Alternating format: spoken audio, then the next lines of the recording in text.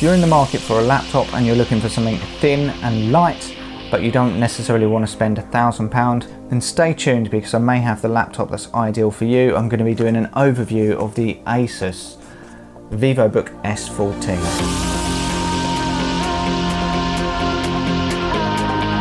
Yo guys, Marlon King here, and this week I'm going to be talking about laptops. I know I've been doing a lot of vlogging recently, so I thought I'd switch it up a bit. Now, my wife has been in the market for a laptop for a while, and she's been after a fairly portable laptop. Now, disclaimer, she's not into gaming or anything like that, so she didn't need anything with a powerful display. What she did need, however, was something that was small, slim, lightweight, and that had enough power to do a lot of standard day-to-day tasks without having to make her wait around for ages.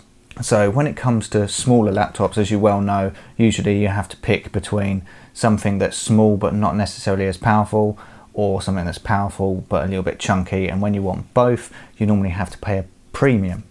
Now, in this instance, that wasn't the case. When you think of slim laptops, firstly you may be thinking of Apple, otherwise you're probably going to be thinking about the XPS range by Dell, but there is a new contender, and for me, I really like the Asus range. I think their laptops look really nice and desirable.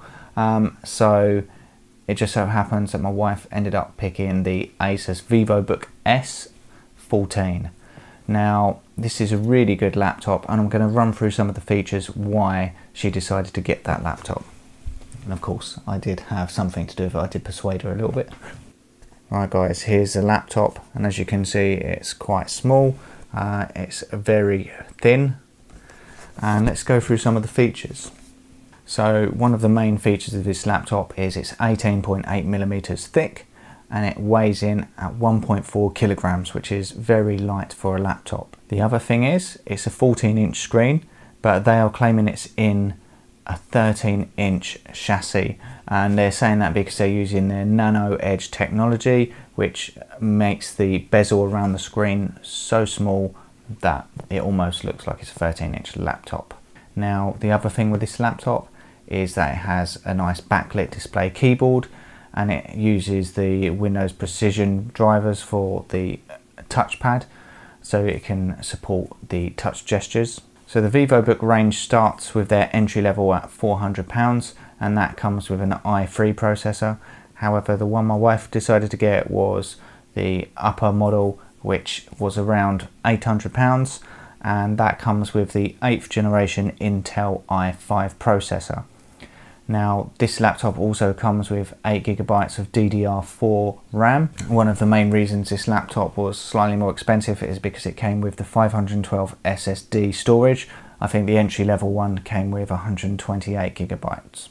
The laptop has a nice screen, it's very bright, and it also has 4 modes that are available. It has normal, vivid, it has an eye care mode which reduces the amount of blue in the screen, and it also has a manual, so you can completely customize the display as you need. Now, it also has a really good viewing angle of 178 degrees, which means that you're not going to have the screen dimming on you if you're not viewing it at exactly the right angle. One of the downsides to this laptop is it doesn't have the 1080p resolution. It only has HD, which is a little bit less, and I'll be honest with you, at this price point it's a little disappointing not to have that 1080p, but that said, there are a lot of people that do not need that higher resolution, and actually it makes the screen more manageable and viewable when you're on the go. Now, this laptop does have a HDMI socket, so if you wanted to plug it into an external monitor at some point to have a higher resolution screen, then that is perfectly possible. So moving on to connections of this laptop, this is another outstanding point of the laptop. It has one USB-C, one USB 3, and it also has 2 USB 2 ports. It also has the HDMI socket and an SD card reader.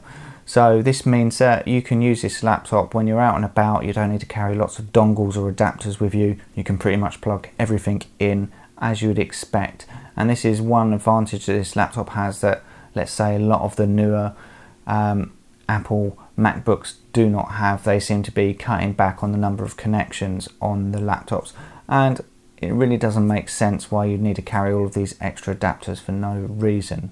So let's quickly talk about battery life. Now, we've only just got this laptop, so I haven't been able to do a full battery life test on it. However, one of the main reasons we got this laptop is because of the technology in it. Now, it's got something called a super battery, which means that you can set it to only charge up to 60% or 80% of full charge. And what that means is that your battery over the long term of its lifespan should last 3 times longer than normal. Now, this is normally one of the downsides of a lot of laptops. They seem to die after about 18 months, 24 months, and then you have to buy a new battery, which can be quite expensive, or sometimes a new laptop. So hopefully this will not be the case with the Asus. This laptop comes with dual band Wi-Fi, and Asus are claiming that it is up to 6 times faster than conventional Wi-Fi speed, so that is really good. I think they are saying it goes up to 867 megabits over the network, so that should be really good if you are having to transfer files quite regularly via Wi-Fi. So whilst I don't want to call this a complete review because we haven't had the opportunity to use the laptop too much yet, what I will say is that if you are looking for a portable laptop that's really nice and slim, portable, maybe you're a travel blogger, or maybe you're just a student that just has to carry the laptop around in your bag all the time, this laptop is really great. What I will say is it's not going to be ideal if you are looking for a gaming laptop, or maybe if you're doing video editing and you need something for 1080p screen. It would work quite well if you have that external display, but I think the screen isn't going to quite have the same resolution that you need for those sort of tasks. That said, the screen is really nice and clear, and I think overall the laptop is more than powerful enough to do most tasks, especially seeing as now the i5 range have 4 cores, whereas in previous generations of Intel the i5 only had 2 cores, so you're definitely gaining a lot of performance in this laptop that maybe only 6 to 12 months ago you wouldn't have had. Right guys, well I hope you found this video helpful. Don't forget to leave us a comment below if you have any questions about this particular laptop, or if you want any more information on other laptops, or you're still undecided on what to get. If you did like the video, please give us a thumbs up, and if you really enjoyed the content, consider subscribing for future videos. I'll catch you soon guys. Take it easy. Peace.